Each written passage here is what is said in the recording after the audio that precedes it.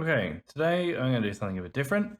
I'm going to do a little tutorial and demonstration of rekeying a lock. So here I have this Lockwood oval.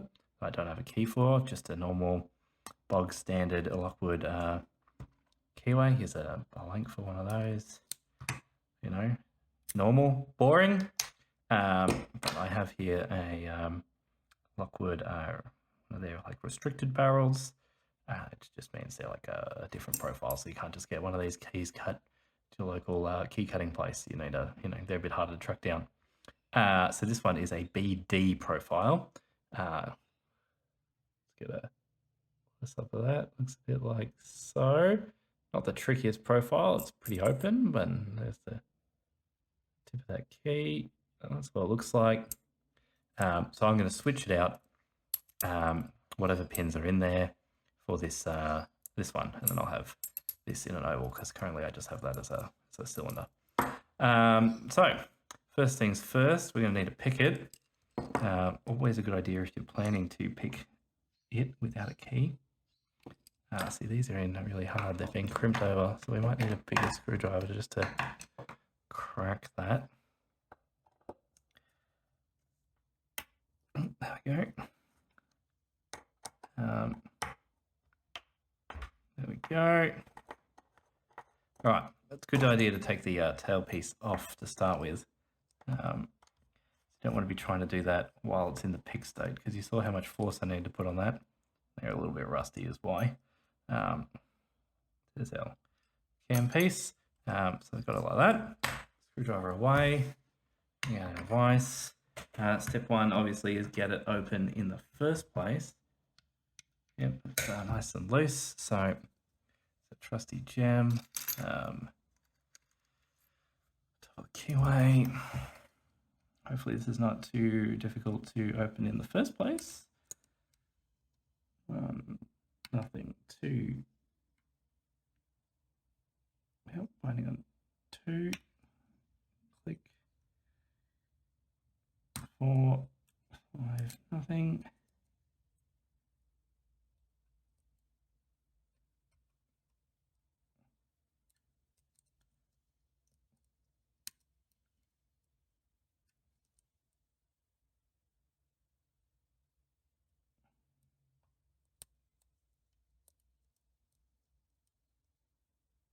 One springy, 2 springy, 3, 4, 5.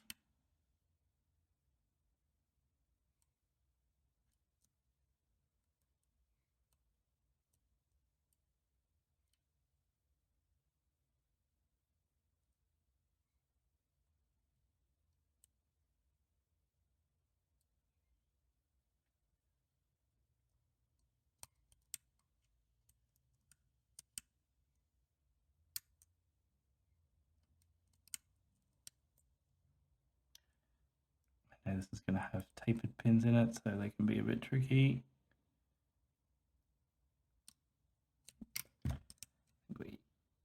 Alright, go back to the start. Alright, 2. A little core rotation.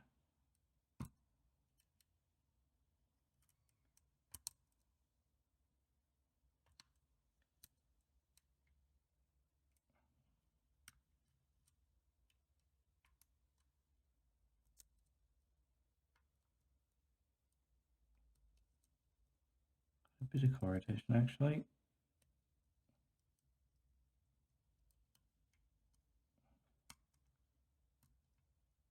Selection down the back.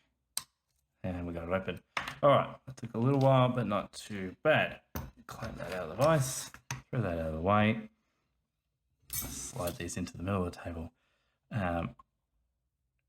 Good idea to use a shim, just because you never know what's in there. I do know what's in there. It's going to be fine. It's a standard Lockwood. Yeah, no, not a problem. All right, slide that out. So you can see this has only been pinned to 5. You can see even just on those wear marks there, 1, 2, 3, 4, 5, where the top drivers have gone over. So this has obviously been used a reasonable amount. As it goes around, you can see it gets used more one direction than the other. No pin on 6. dump these out. Now, we're not going to reuse these pins, or not in that order at least, so I'll just dump them over there. Boring empty core now. Go over there. Out of the way. Got our new one here. Now, just in case there are any master wafers and stuff that we've pushed above shear line, I'm just going to dump the entire contents out. 2, 3, 4, 5. 2, 3, 4, 5. Just standard drivers. That's good. Looks like they got a bit of graphite all over them. And we got some springs that seem a bit jammed up in there. You just never know what you're getting with these old ones. Where's my tweezers? Yep. Full of graphite.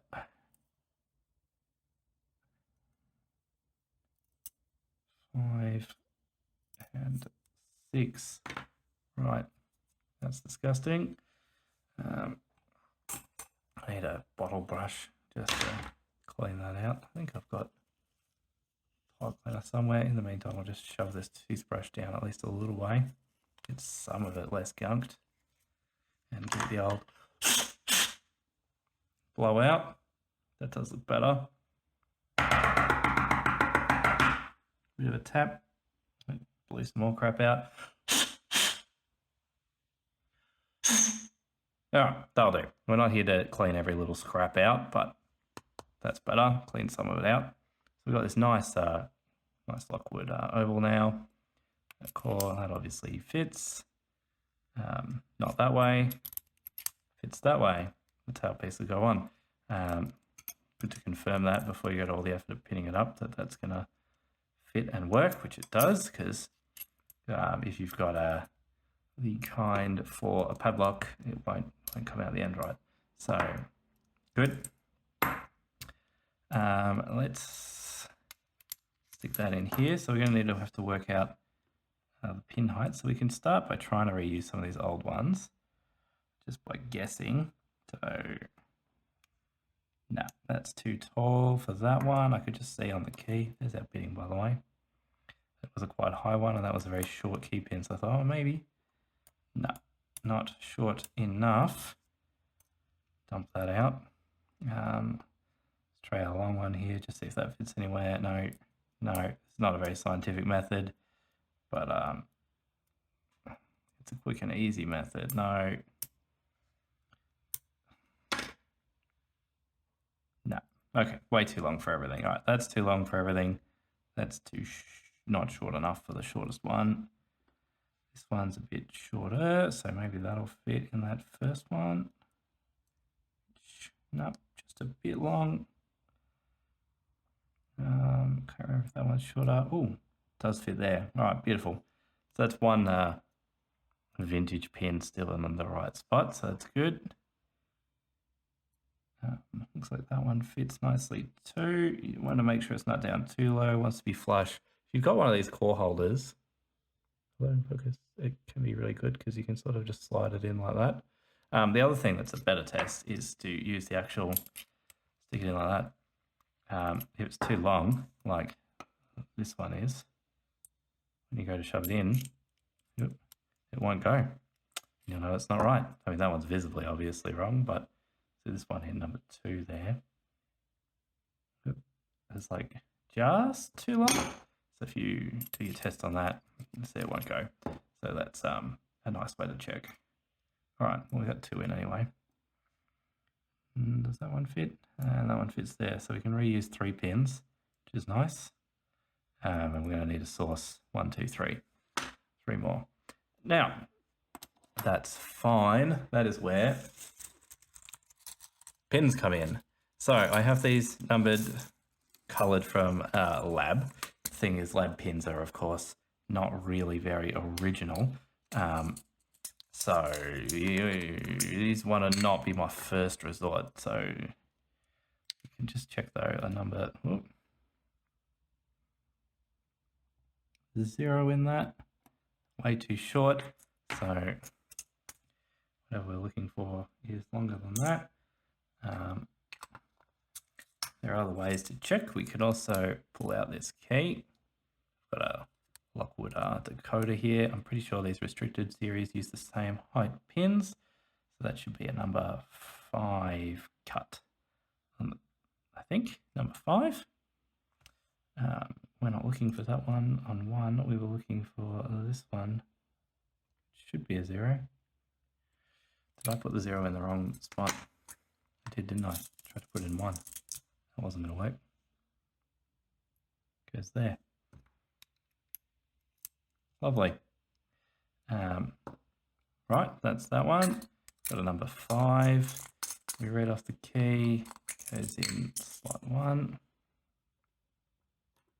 Yep, that's right. And then we can read off the key. This last one. You don't need to have one of these charts. They're just like sort of guess. So that like just doesn't quite go in. I'm guessing that's a 3. 2 or a 3.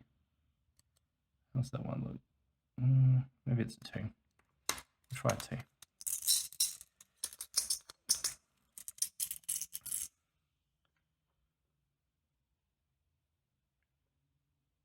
Get it in the right way up. Yeah. Yep, beautiful. All right, but I don't really want to have that green one there. So we'll leave the 5, the lid not done up. 1 and 2 don't look terrible, but we'll see. We're going to need another driver pin, and we're going to need to check first. We'll do this. Take the key out, drop all the pins down. These driver pins are all the same length. We want to make sure that they're all going to sit above the shear line, which they will. Which is good. But of course, we're short one. You can notice those are not exactly balanced stacks. Most Lockwood ones don't come as balanced stacks. That's okay. Got a box of Lockwood tapered pins here. Pick another one. We can pick one of these slightly shorter ones. Stick that over the end. Where's my rounded sparrows tweezers? Oh, no, see, that is no good. That's sitting right at shear. So that pin will provide no security. Need a longer driver than that one. But this one here is really long, so why don't we switch that for a shorter one? Stick that longer one at the end. There we go. That's better. Not exactly balanced, but not terrible. Those 4 are nice. That one's not too low. That one's a bit tall. I could swap that for a slightly shorter one. This only because I've got a bunch available. That's better. Just helps on wear of the lock if they're all even-ish. Not exactly even. It's less variation on the springs and stuff. Not compressing those pipes, so that's good. Put those back. These are things I've salvaged out of other old locks. Got a lot of vintage key pins here too, and a whole container of master wafers. Some spare springs, some other stuff in here, but mostly a full pin set. Also got a thing of spools if we wanted to upgrade it to those, but we'll keep this one tapered. So these are also all vintage tapered pins out of various things. So, ooh, try not to lose that. Where'd that go? Fell in my pants. Lucky. 1. Oh, we're gonna need a spring too. 3. Now I've assigned these orders. We'll try and keep them in the right spots. 5 and 6. Don't want to forget a spring. That'll make a mess. Dump that driver out. And that key pin is one we want to replace. So we'll put it there. And this end one there. And the front one there. Right, they're the 3 I would like to find matching ones for. Unfortunately, they're not well sorted. So, oh no. No mowing your lawn. Hopefully that's not loud. Bit of just trial and error, unfortunately. No, that's too long. That might be right for that. It is. Lucky. Alright, so we can put that green one back in my tray. Seal the lid on the number 5s again. The other ones are not too bad. They're at least the right colour. So while they're not really correct, at least they don't look horrendous. That looks like it's about one of those. it is. Getting good at that. That's a 0 cut. Put that back in its box. Could have started with these, but just searching through a box of pins is less good video material. Probably. That's way too long. That one looks a bit shorter. Still too long. Yep. That's too long. Ooh, that one might be alright. That's dead flat on top, so it's probably not out of a lockwood. That's slightly too short anyway. That one's the same length. That one's a little bit longer. Maybe right, maybe right. Might be slightly too long. Yep, slightly too long. That looks like it's one cut size too many. I might not even have the right one in here, you know. Just dump those out. That looks promising. Nope, one too big.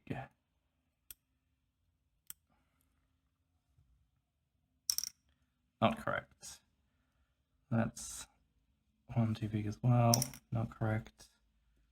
It's too long. Way too short. Way too short. Way too short. Way too short. No, no. That looks too short. Too short. Too short. That's not terribly far off. I think that's too long. Yep. So that looks more like a driver pin than a key pin. That's too long. Yep. Worst case, we'll just stick with the yep, too long. Or whatever that size is. That's way too long. That's close, but I think that's going to be that one size too long again. Oh, maybe that might be just fractionally too long. That might work. Chuck it in and see. So if I put it in an angle like that, it glides in. So that's going to work. Good. There we go. Yeah, it does look like the top of this has been filed ever so slightly. So the fact that that's maybe not bang on perfect doesn't matter. That'll work. Right, that needs drivers. Just pick up these, put these back in. Put these 2 pins we didn't use in here as well.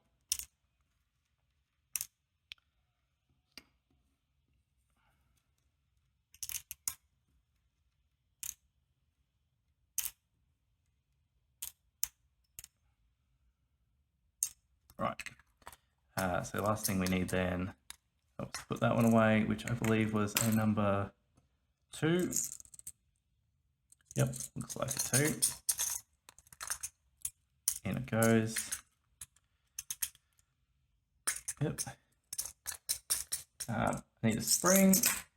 Here's my collection of springs. I don't have a proper lockwood one, but I reckon that one of these grey ones will do all right. It looks close enough to one of those. It'll do. It is just a spring after all. And in fact, the fact that it's slightly different will add a bump resistance. Not that that matters. I'm not going to stick this in a door. This will be for display only. All right. So we got that. Got that. Now it's just a matter of sticking in a follower. Where's my follower gone? I don't want the black one. That's just for cutting it with a shim. Don't need a shim now. Here it is.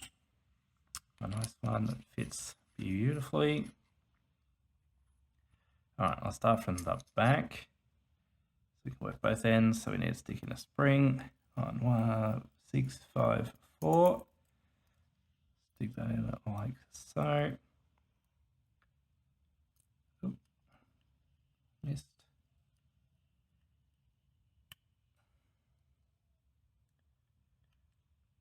There we go. In like that. Hopefully that angle you can see what I'm doing there. And like that.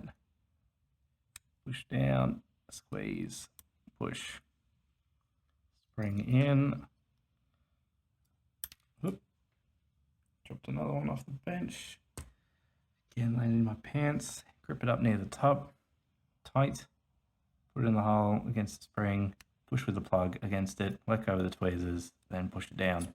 Follow through. That's how you want to do that in case for some reason you don't know that yet. I don't know, maybe you're starting. I don't know who's watching. Maybe this is of interest to no one. I don't know. Right, 3.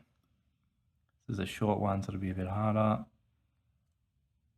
That went in all right. Now you got this groove here cut in a lot of them. So that, you don't need to use that. You can also just turn it this way. And some people prefer that. It gives you a bit more working room. The V cut allows you to like slide out the end better.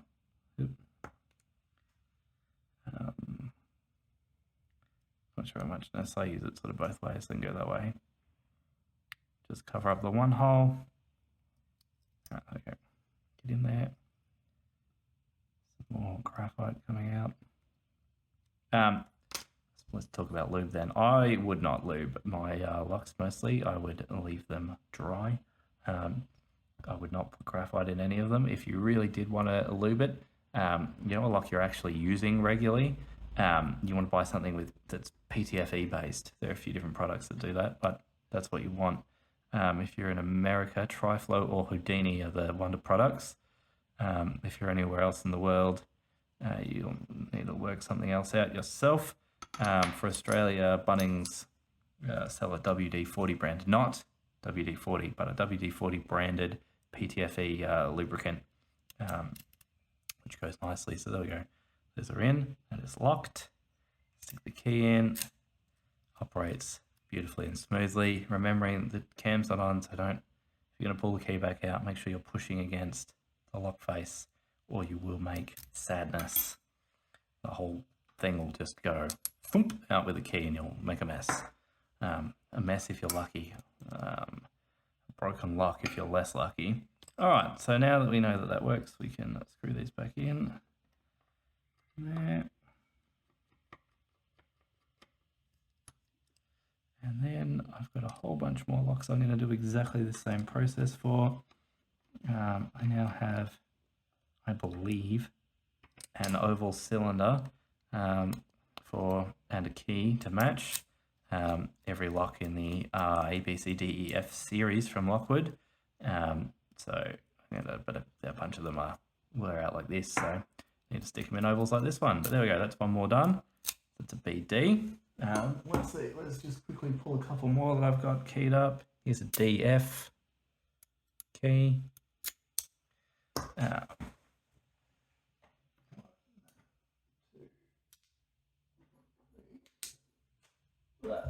So I've got an AC. There you go. That's terrible bitting. Whatever. It works. It's the main thing. You're a BC. Another one. It's a good one. Nice mountain sort of bitting on that. What we got here? This is a CE. That key doesn't. Nope, that's a blank. That explains why that one doesn't work. That's fine. That needs rekeying then. We have a. Where's this? A BF. There we go. BF. So there's a few of them. I've got more to key up. So wait, that's how you repin, redo a lock. It's harder when you're changing entire cylinder, but yeah, useful information always.